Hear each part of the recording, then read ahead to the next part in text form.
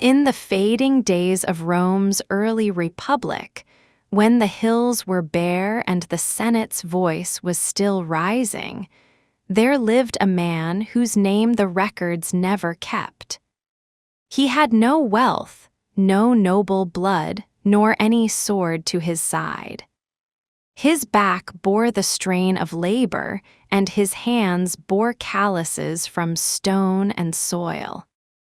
Yet in silence, he watched over his people, not as a warrior, but as a quiet guardian of hope and truth.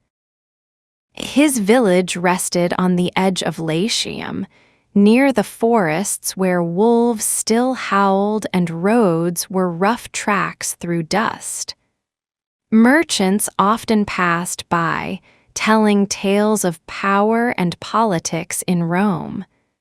But this man, unknown to all beyond his village, never longed for greatness. Instead, he believed in duty. Not to the Senate, not to any general, but to the people around him who rose each day to survive. A famine struck one summer. The skies held no clouds and the Tiber ran low. Crops withered beneath the pitiless sun. Rome sent no aid to the outer settlements. The senators debated grain prices while families starved. The man saw children digging for roots, mothers weeping over empty pots.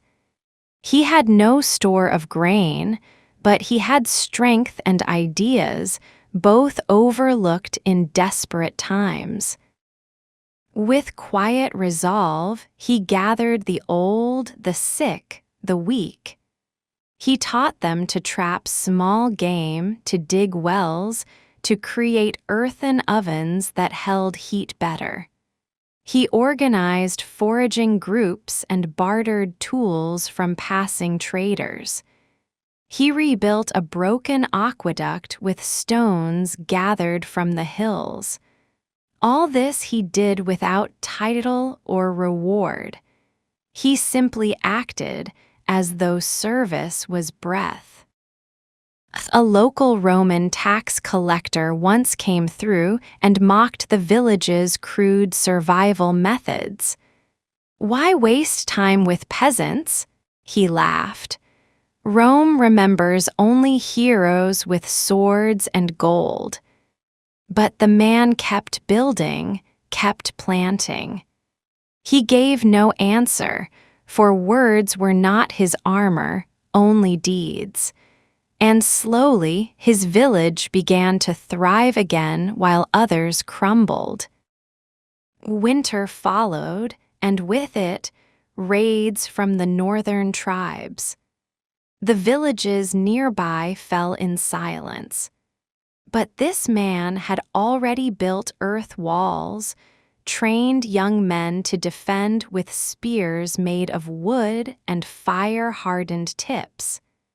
His home became a refuge for others who fled.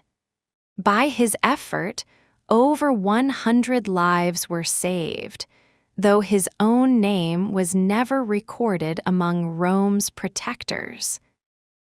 He stood against fear with only logic and courage.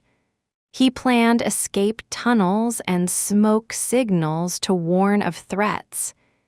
He built hiding spots beneath homes for children and elders. His village was never breached. And still, no messenger from the Senate ever asked who had done this. His people knew, but Rome did not care. He remained the faceless wall against chaos. When a Roman patrol finally arrived months later, they found an organized settlement, food stockpiled, and no signs of rebellion. The officer asked who led them. The villagers pointed toward a group of men, hiding his name among them. He did not step forward. "We lead ourselves," they said. The officer, finding no problem, returned to Rome and never mentioned them again. Years passed. The Republic grew stronger. Roads turned to stone, temples rose in the capital, and names like Scipio and Fabius became legends. But in that remote village, a man aged quietly. His hair grayed, his hands slowed, but his mind remained sharp. He taught children to read and elders to craft pottery. He wrote no books, carved no statues, but shaped souls. Once a wandering scribe passed through and offered to write of the village's strength. "Who taught you to endure?" he asked. The villagers only smiled and said, "We watched one who never stopped helping."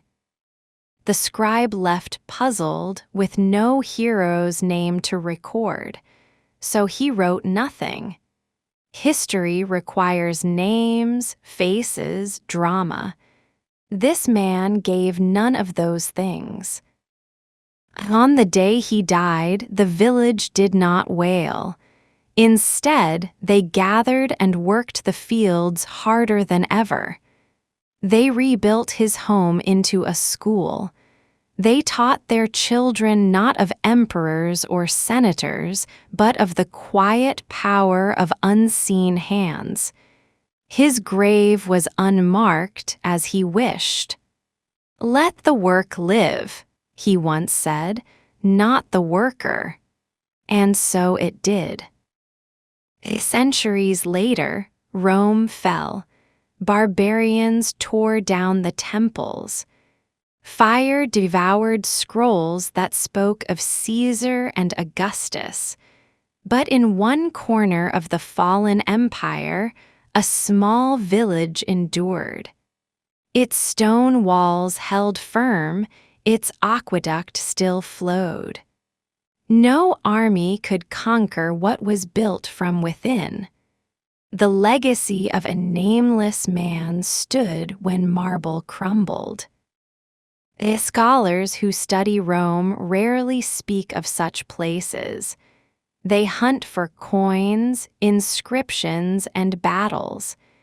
Yet sometimes, among the ruins, they find strange tools, homes designed with precision uncommon for poor folk. They wonder, who taught them this? But no answer comes. The past whispers too softly for those who only chase echoes of fame. Perhaps that's how it should be. For if every great deed must wear a crown or wield a sword, the world forgets the quiet saviors. This man, born of earth and duty, never sought remembrance. And in that very choice, he became eternal. Not through parchment or statue, but through the strength he planted in others, who in turn passed it forward. The measure of greatness is not in the voices that sing your name, but in the lives that grow strong because of your care. The nameless man of Latium, never honored in Rome's records, shaped an unbreakable line of endurance. His flame, though hidden, lit the way for hundreds. The world may forget, but goodness does not die in silence.